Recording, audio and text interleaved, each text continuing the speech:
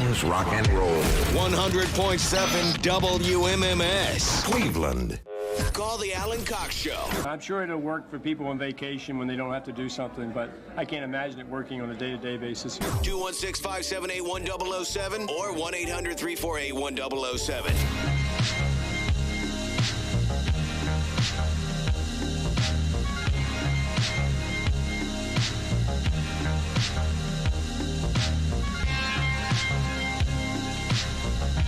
Alan, as long as Mary still got them Ohio plates, she's going to be a target out there on the street. Yeah. You can't do anything about that, though. Uh-uh. Here's what you should do, and do it under cover of darkness or whatever you got to do. Just pry a New York plate off of another car and put it on your car. Or I could just, like... Problem solved. Put a sticky note that says New York over the Ohio part. You think that would work? Yeah. Yeah. New York. That's right. Well, people are looking out for you. What do you want? They don't want you to get broken into again. It didn't happen again, did it? No. Okay. I don't know. I haven't been... I parked my car Sunday night. They don't have a... Oh, you took the train in. I take the train every day. Yeah, you're not driving to Midtown. Yeah. No, I'm not driving. Do you have a go-to favorite restaurant yet? Like, what are you eating? I make breakfast at home every morning, and then there's a little diner deli thing next door to the radio station building that's really good. It's called Stage Star Diner, and it's cheap, dude. They have a salad bar where you get one protein, one cheese, and unlimited toppings for $10 for $9.99.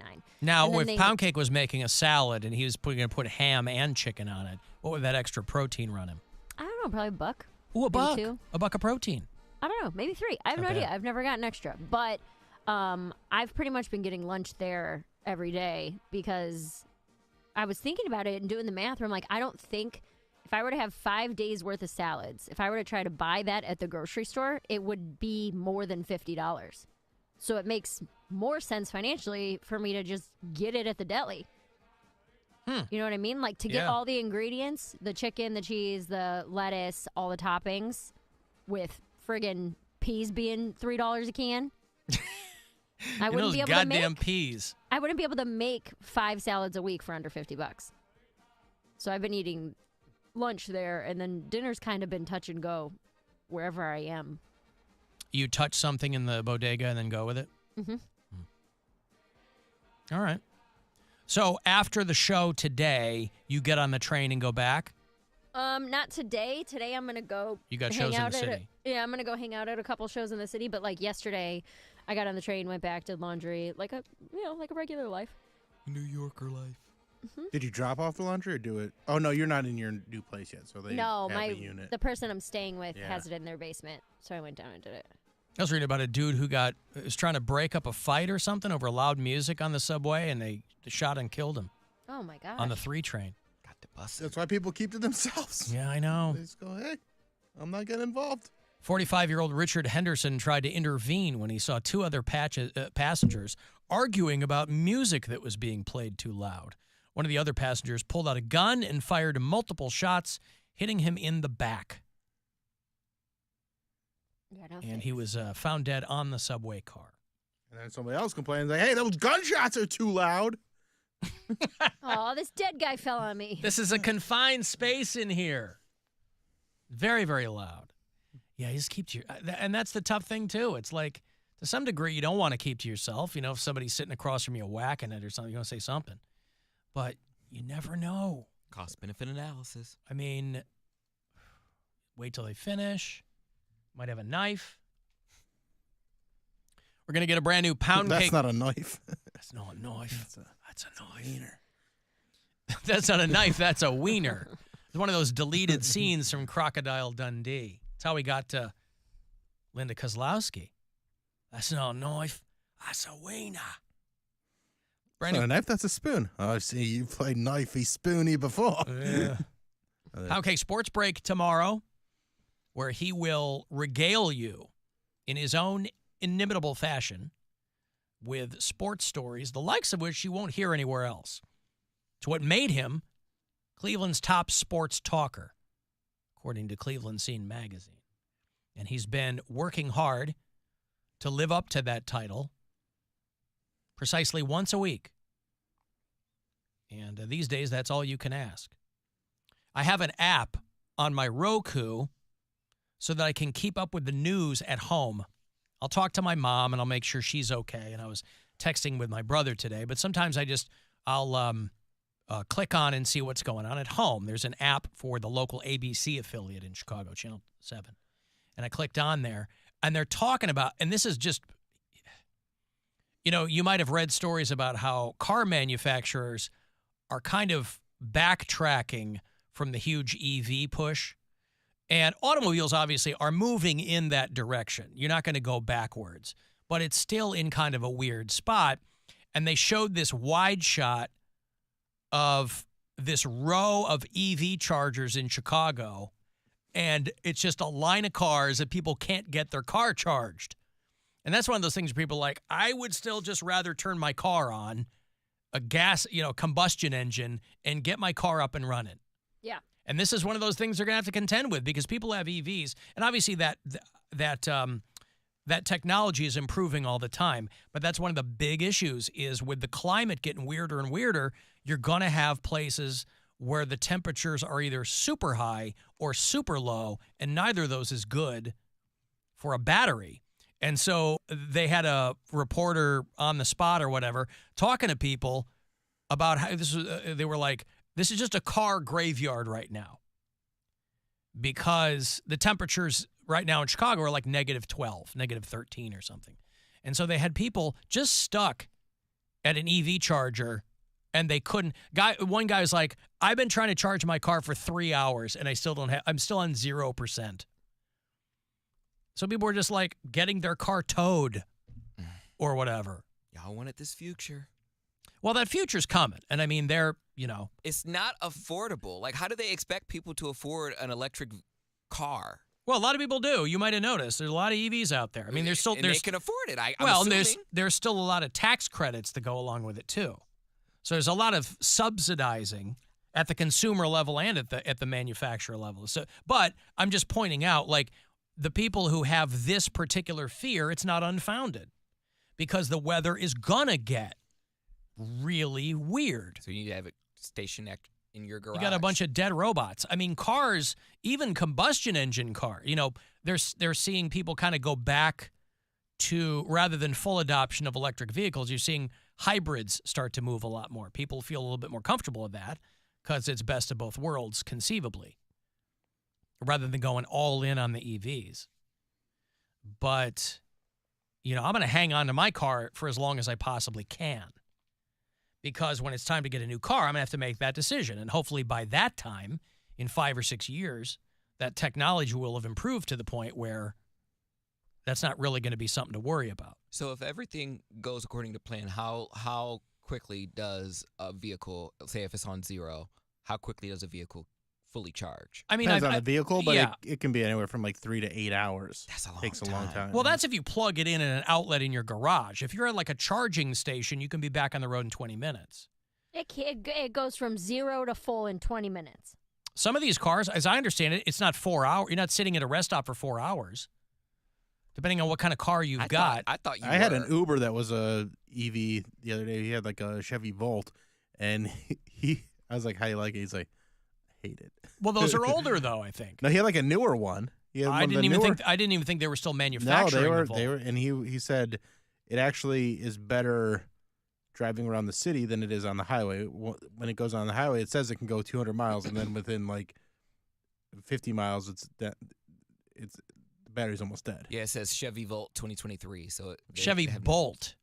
Bolt or Volt, one of those. They stopped making the Volt years ago. Okay, so it was the Bolt. It was whatever that was. I mean, I drove a Volt the first couple of years they made it, and it was fine. It looks like a nice car. It was okay. It looked nice inside and everything. Yeah. So this he just was not happy with it. Online says you can get up to 100 miles of range for every half hour. So if you charge it up for 30 minutes, that gets you about 100 miles. Okay. Half an hour. There you go. But that's not full. 0 to full, everything I'm seeing says 8 hours. Yeah, I mean, that's probably plugging it in overnight. But I mean, they're also trying to get EVs to the point where they could conceivably like act as a battery pack for your house. Right? People worry about Like a generator? Yeah, So then your electric bill goes up. well, that's going to be part of anything. I mean, you're still paying per kilowatt hour when you're charging your car. Again, I don't own one of these. I'm not, obviously not an expert on it, but the story I was watching last night, the Chicago news, where they were like, yeah, these people are, one guy just called it a car graveyard. We got a bunch of robot cars out here, because even combustion engine cars, the more they become, cars are just becoming rolling computers. And you hear these horror stories of people are like, yeah, I couldn't get into my car because it was all software. You know, I told the story when we came back this summer, but one of our Uber drivers in Vegas, it was a Tesla. And he really liked it, except for whatever reason, he and his girlfriend took it to Yosemite. And they had to get towed twice. I'm like, why would you take an EV to Yosemite? Like, rent a truck or something. Well, we were going camping. We wanted to see how it would do, is actually what he said. I said, well, I guess you found out. Yeah, you lost that experiment. But they wanted to see how well it would do. So when Brian and I went on vacation last to his parents have a house in Goodyear, Arizona, we had a hybrid car that we rented, and we only had to fill it up one time, and we drove to the Grand Canyon and back. So, like, when you get going on the highway with those things, it really does save you a lot. But, I mean, we were there like a week, and we only had to fill it up once because it kept, whenever you get cruising, it runs it off electricity. well, I think also what Poundcake talks about, where, you know, these are only for people who can afford them, as that demand goes, which is what they're seeing, that demand goes down, that's going to make those cars cheaper. They're going to want to unload them. Because I think there's a lot of dealerships around the country that were like, we're going to order a ton of EVs, but now they're fine, they're sitting on the lot because people are getting skittish. Just a lot that goes into it, and it's like you said, there's a lot of different problems that they have. It's kind of two steps forward and one step back. My time is more valuable to me than the environment. Sorry. But as the environment goes away, you'll have less time. Well, I'll enjoy my time. Cross that not road when we charging my get car. there. Yeah. Burn that bridge when we get to it. It's my measly little car. I'm not doing anything. I'm just going to work and coming home. The occasional hookup every now and then. I ain't burning that much. Gotcha. Well, what you should be doing is using public transportation then. You're actually getting less for your gas because you drive like a grandma on the highway. I don't drive like a grandma. I drive the speed limit. But he also doesn't drive on the highway very often. Yes, I do. What are you talking about? You don't go to the His mom highway. doesn't drive on the highway. He But you does. you don't drive on the highway very often if you're just going from work Working home. and home. Oh, yeah. Right. Okay, but if I'm going to my mom's house or anything else. then- Right. Do you take 2 to get home? Yeah, the shoreway. Sure. Yeah. Lake Road, Shoreway, whatever it is. Clifton. Is that how you go home? You don't get on 90 Yeah, I take to get to 90. Lakewood from here? You take 90, you don't go down the shoreway? I thought you meant my mom's house. Yeah, no, I No. take the shoreway home. Yes. Hey, Chris. Hey, how you doing, Alan? What's up, man? Hey, I just wanted to call. I work for an EV car company in Akron. You guys have so much info wrong. Oh, good. What do you got questions on? I can answer all of it. How long does it take to go from 0 to full on a charge? You know, it depends on the car. So, like, I own a Mini Cooper. It's fully electric, and it will full charge in about 3 hours, and it costs about 85 cents a day of Akron electricity rates to charge up. But that's like a 125-mile range. It's not a Tesla, which has a much bigger tank and thus much bigger battery, I should say, and then much longer charge time. So you're 8 hours there on the Tesla. That's correct, but there are a lot of very affordable EVs. This car is $22,000 with the federal tax credit. So I heard Poundcake say you can't afford them. This thing's dirt cheap. I drive 100 miles a day to work and back. So the EV was the right call for me. And at 85 cents a day, how do you argue with it? No, that's how's what I'm they saying. gonna charge it on the street, though? There's still You a lot don't of got a parking subsidies spot. involved. How would there's somebody that the- doesn't have access to an outlet like Poundcake, he doesn't have a parking, he doesn't have a garage, he doesn't have a parking spot. How would he be able to charge it? There are a series of chargers all over town. I think you'd probably be surprised here, even in downtown Akron, not the most bustling metropolitan area. There are chargers downtown at RTA stations, properly downtown at lots of restaurants, lots of hotels. hospitals. They're really everywhere. Once you have the car, it's easy to find them. Even But then all the you way gotta- up through Mayfield, I have a quick charge in Mayfield I use pretty frequently. So wait, but then you gotta like You go to the hospital and sit there for 3 sit- hours? Yeah. Well, so that's a 3-hour charge at home. If you get on like a DC fast charge, to one of your earlier comments, yeah, you can charge the car in 30 minutes. To full. Flat. From zero to full. Yeah. Wow. Okay. Yeah, and a DC fast charge. Yeah. Well, So those okay, are so limited. so truth be told, those are limited. Chris, by your own description, those Teslas have a much bigger battery than even your car, which is the Mini Cooper. But I got on this because they were talking about a line of Teslas there in Chicago because it was negative 12, where they're just sitting there. They can't get any juice in them. I mean, that's something that people they're rightfully concerned about. Those extreme temperatures affecting I think that's that is a very fair call. It's extreme heat and extreme cold you called out a few minutes ago. Those are going to be detriment. I'm pretty comfortable in a garage in, suburban Akron where land is cheap and houses are cheap. But, yeah, if you're in Chicago, you might be in for a rude awakening. Because there's a lot of street parking. A lot parking. of parking decks. Yeah, there's a lot. I have a friend who street parks and just runs an extension cable out to his car. People mess with it about every third day. That's what terrified me. Like a decade ago, we were more than that. We were living in Ohio City, and I was driving a Volt, and I had to run street parking on West 38th, and I'm like running an extension cord from the car to my front door, and I'm like, every morning I thought I was going to walk out there, and there was going to be a baseball bat or somebody took a bolt cutters to the extension cord. And I just got lucky that nothing like that happened, but I was just terrified every morning I was going to walk out there and see that. Yeah, range anxiety is definitely real. That's like a real fear. I have family just outside of the range of this car, but my wife has a regular gasoline car, so between the two of us, we can always get everywhere. But that's a real concern. I think technology will catch up, as you guys mentioned.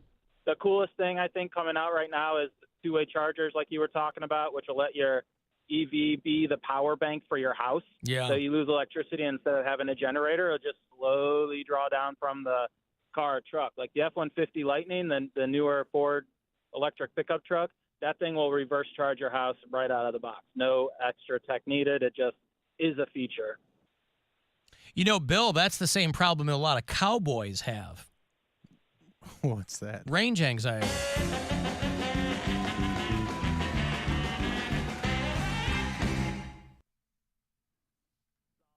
Hey, thank you, Chris. Okay, I appreciate it. There's Chris down there. Chris, how easy is it to electrocute somebody with an EV?